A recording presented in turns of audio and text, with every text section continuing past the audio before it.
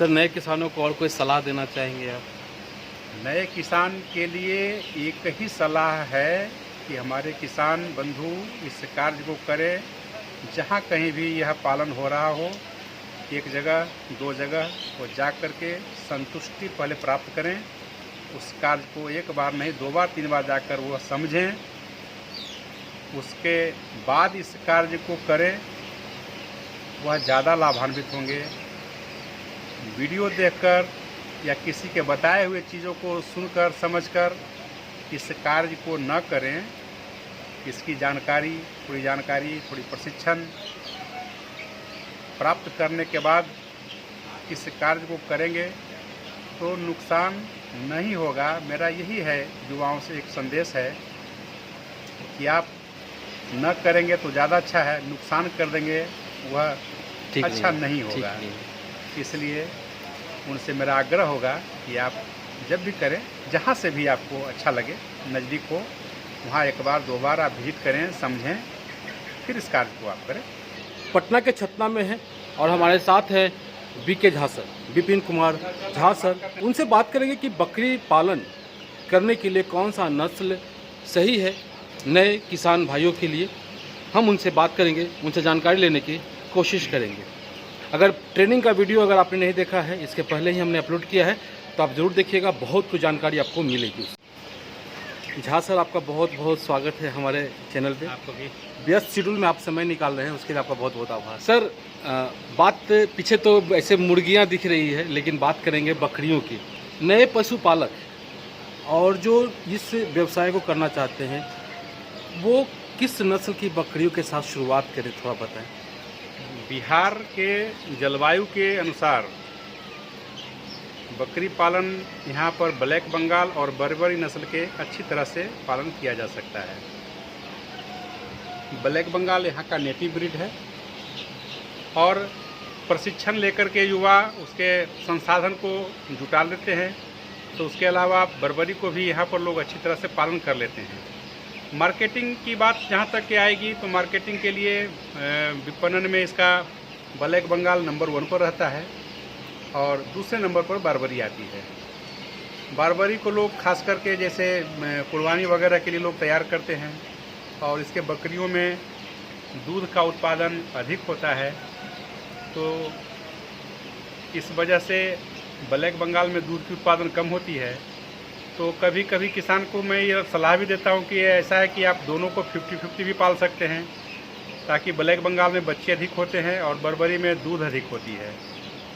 तो दोनों को तालमेल मिलाने से ब्लैक बंगाल के बच्चों को दूध की प्राप्ति बर्बरी के दूध से मिल जाते हैं, उनको हो जाती है, जो कि सबसे बड़ी बाधा होती है ब्लैक बंगाल के बच्चों को पालन करने में, वह समस्या दूर हो जाती है। इसलिए हमारे किसान बंधु ब्लैक बंगाल और बारबरी, या फिर ब्लैक बंगाल को ही पाल सकते हैं या फिर बारबरी को पाल सकते हैं, या फिर दोनों को बराबर मात्रा में मिलाकर पाल सकते हैं। इन दोनों में उनको लाभ अच्छी आएगी। सर, वज़न ब्लैक बंगाल का बढ़ता नहीं है जितना बर्बरी का बढ़ता है, एक समस्या ये है। अब ऐसी बात नहीं है। ब्लैक बंगाल, देखिए, ब्लैक बंगाल हमारे यहाँ का नेटिव ब्रीड होने के साथ साथ वह नॉन डिस्क्रिप्टेड हो गई है।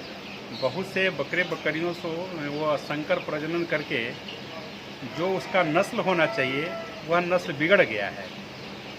आज भी अच्छे गुणवत्ता वाली ब्लैक बंगाल बकरियों को छांट करके, चुन करके किसान, उसकी मात्रा काफ़ी कम हो गई है, उनसे वो शुरुआत करेंगे तो ऐसी समस्याएं नहीं आएगी। जैसे अभी हम लोग आपको बकरी आपको दिखाएंगे, हमारे पास जो ब्लैक बंगाल का क्षेत्र है, तो उसमें आपको छांटना पड़ेगा, चुन कर निकालना पड़ेगा कि आपके फॉर्म के लायक, फॉर्म में रखने के लायक कि कौन सी कद काठी, कौन सी उम्र की बकरियों को हम अपने चुनाव करके रखें, यह ज़्यादा ज़रूरी है। साल में यह 2 बार बच्चे को जन्म देती है, 2 बच्चे 3 बच्चे एक बार में देती है। कभी कभी जैसे बकरी 3 साल से अधिक उम्र की होती है तो उसमें बच्चे देने की क्षमता बढ़ जाती है। वह 3 से 4 बच्चे एक ब्यात में देती है और साल में 6 से 8 बच्चे तक वो दे देती है। ब्लैक बंगाल में यह गुण देखने को मिला है और आ भी रहा है। तो सभी बकरियां 4 बच्चे दे देगी, यह संभव नहीं है। इसीलिए मैंने बताया कि जो ब्लैक बंगाल जिसे प्योरिटी अच्छी हो, अत्यधिक हो, कद काठी उसका मानक के अनुरूप हो, उन वैसे बकरियों का चयन करके किसान लाभ ले सकते हैं। और गांव में एक ब्लैक बंगाल, देहाती नस्ल को भी ब्लैक बंगाल ही कहते हैं, वो भी ब्लैक बंगाल ही है, लेकिन उसका कद काठी छोटा होने के कारण उसमें उतनी उत्पादकता नहीं आ पाएगी। इसका चयन करना अति आवश्यक है। सर कैसे चयन किया जाएगा, प्योरिटी की कैसे जांच की जाएगी?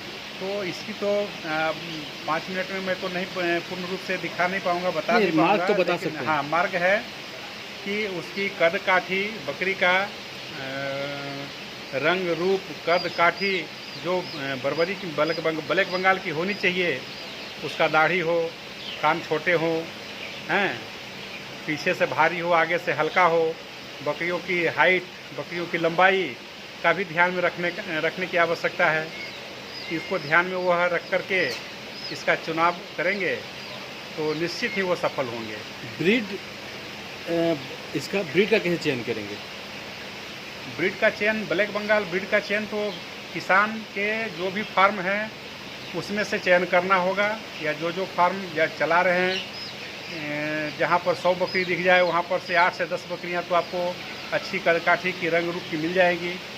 और सब की सब ब्लैक बंगाल तो सभी है, सबों में उत्पादकता बराबर हो ऐसी संभव नहीं है। उसमें आपको छांट करके कद काठी जानकारी रहेगी तो आप निकाल लेंगे, और जानकारी के अभाव में आप नहीं निकाल पाएंगे। सर ट्रेनिंग सेशन के अलावा आप जो नए किसान भाई हैं उसको और किस तरह की मदद करते हैं? मान लीजिए अगर कोई खोलना चाहता है तो उसको किस प्रकार की मदद करते हैं? मैं उनको यहाँ प्रशिक्षण देता हूँ, प्रैक्टिकल भी कराता हूँ, और मैं अपने फार्म पर से उनको बकरियाँ भी देता हूँ। आप वो बकरी लेना चाहें तो हमसे वो संपर्क कर लें। मेरे इस कार्य से जुड़े हुए और भी बहुत से फार्म हैं जो पूरे बिहार में और बिहार के बाहर भी चल रहे हैं।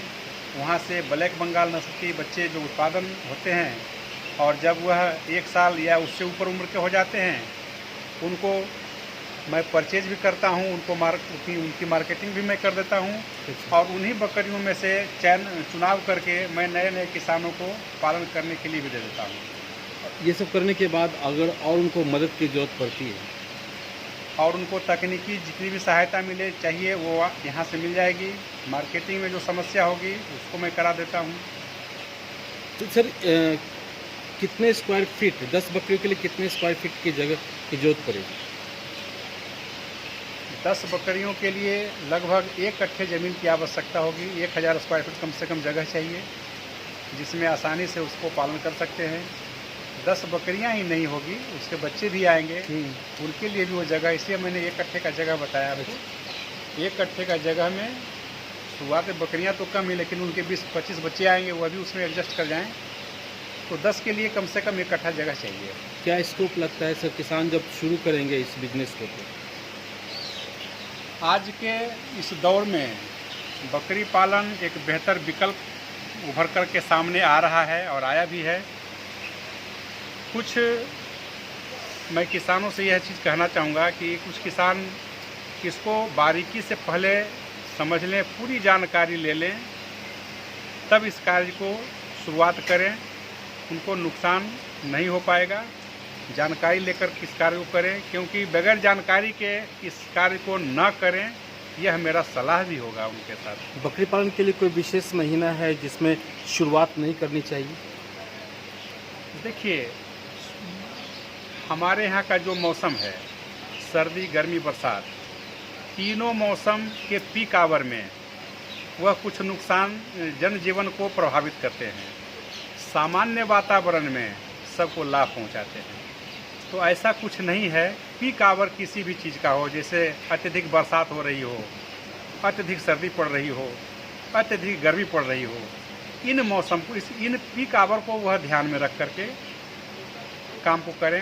पीक आवर में न करें, उसके सामान्य हो जाने के बाद करें, शुरुआत करें, किसी भी मौसम में कर सकते हैं। सर बहुत बहुत धन्यवाद एक महत्वपूर्ण जानकारी देने के लिए। तो फ्रेंड्स, उम्मीद है आपको ये वीडियो अच्छा लगा होगा और इससे आपको काफ़ी फ़ायदा मिलेगा अगर आप इसमें कही गई बातों को एब्जॉर्ब करेंगे। तो मदद की ज़रूरत है, नंबर नीचे दिया हुआ है, किसी भी प्रकार की मदद चाहिए आप सर को फ़ोन कीजिए, वो आपकी मदद के लिए हमेशा तैयार हैं। और ये ट्रेनिंग दे रहे हैं। अभी व्यस्त शेड्यूल में ये समय निकाल रहे हैं, इसके लिए एक बार फिर से हम सर का शुक्रिया अदा करते हैं। हम आपको लगातार बिहार के बारे में, बिहार में रोजगार के अवसर के बारे में बताते रहते हैं। अगर वीडियो अच्छा लगा हो तो लाइक कीजिए, शेयर कीजिए, सब्सक्राइब कीजिए हमारे चैनल को। फिर मिलेंगे किसी और ने अपने साथ। का प्यार नमस्कार। जय भारत, जय बिहार।